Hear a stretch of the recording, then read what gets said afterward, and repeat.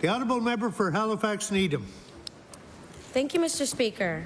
My question is for the Minister of Equity and Anti-Racism. We know that discrimination in housing is real and is faced by too many people in Nova Scotia. We know that Black people being turned away from landlords, fighting for their land, their title to their land, and living with legacies of displacement from Africville are all grappling with discrimination in housing. We know that Deidre Williams and Sinclair Paintner, who are Black and who had to go to the media about racism that they face in their Dartmouth co-op, are grappling with discrimination in housing. This is a present and pressing issue in our province. Mr. Speaker, I would like to ask the Minister, what does he think is the reason that his mandate letter does not instruct him to work with the Minister of Housing on these issues? The Honourable Minister of African Nova Scotia Affairs. Thank you, Mr. Speaker, and thank you for that question. I must start off by saying that I feel the pain from what I was hearing this morning. It's extremely disappointing. As a member from Preston said earlier, he can't believe he's standing in the legislature today having to discuss this type of circumstances and so on.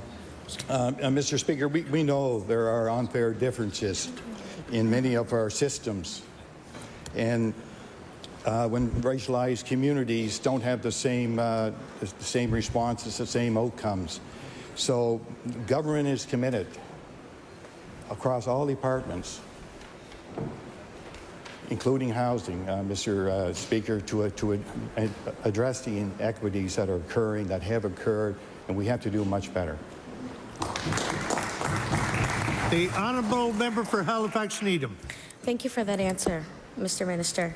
Mr. Speaker, we know that racism impacts people's health, and we know that too many people are confronted with systemic racism when trying to access health care.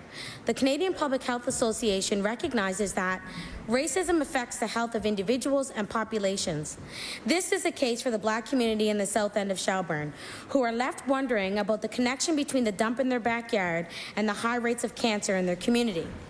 Mr. Speaker, I would like to ask the Minister, what does he think is the reason that his mandate letter does not instruct him to work with the Minister of Health on these issues? The Honourable Minister of African Nova Scotian Affairs. Thank you, Mr. Speaker, and thank you for the honourable member for the question. And again, Mr. Speaker, through the Office of OEA, our top priorities are working with all of the departments across the government, with the Counters in Action Plan, with the Deputy Ministers meeting on a regular basis to address a lot of these issues, and it's one of the top priorities of our government. Thank you, Mr. Speaker.